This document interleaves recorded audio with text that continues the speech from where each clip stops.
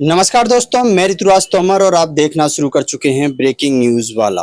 मध्य प्रदेश में कांग्रेस ने अपनी पहली लिस्ट जारी कर दी है, जिसमें मध्य प्रदेश की 29 लोकसभा सीटों में से 10 पर प्रत्याशियों के नामों की घोषणा हो चुकी है और अब चुनाव आयोग के द्वारा चुनाव की तारीखों की घोषणा के बाद से ही जल्द ही अन्य सीटों पर प्रत्याशियों के नामों की घोषणा होने वाली है।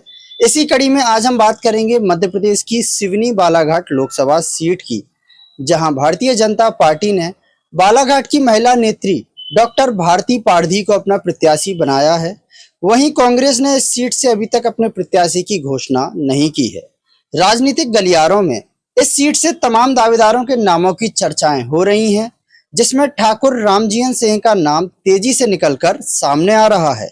आपको बता दें कि ठाकुर रामजियन सिंह पूर्व विधानसभा उपाध्यक्ष और पूर्व त्रिविभागीय मंत्री स्वर्गीय हरवंश सिंह के छोटे भाई हैं। केवलारी से कांग्रेस विधायक ठाकुर रजनीश सिंह के चाचा हैं। रामजियन सिंह कांग्रेस के एक कुशल राजनीतिक रणनीतिकार के रूप में जाने जाते हैं। उन्होंने अपने भाई स्वर्गीय हरवंश सिंह और भतीजे ठाकुर रजनीश सिंह के चुनाव का प्रबंधन का पूरा काम संभाला था और रणनीति भी बनाई थी।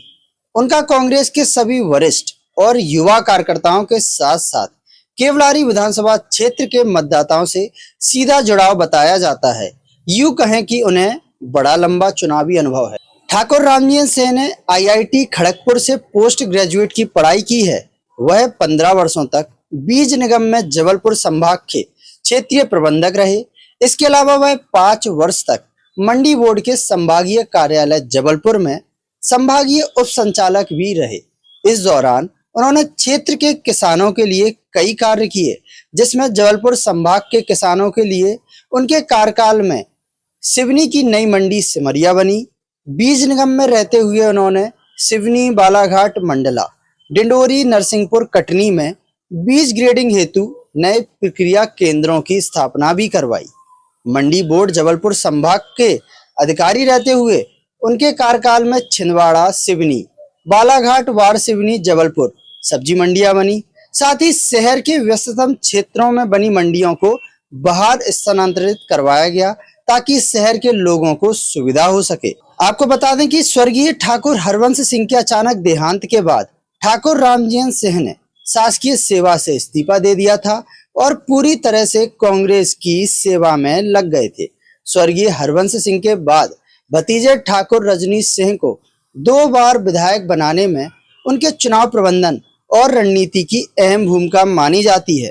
वैसे कहा जाता है कि ठाकुर रामजियन सिंह राजनीतिक चकाचौंध से बेहद सादगी के साथ अपना जीवन व्यतीत करते हैं, लेकिन उनका कांग्रेस कार्यकर्ताओं और मतदाताओं के साथ सीधा जुड़ाव उनके लिए उनकी सहज उपलब्धता और लंबा चुनावी अनुभव बेहद मजबूत पक्ष अदा करता है, जिसके चलते रामजियन सिंह को सिवनी बालाघाट लोकसभा सीट से कांग्रेस का प्रबल दावेदार माना।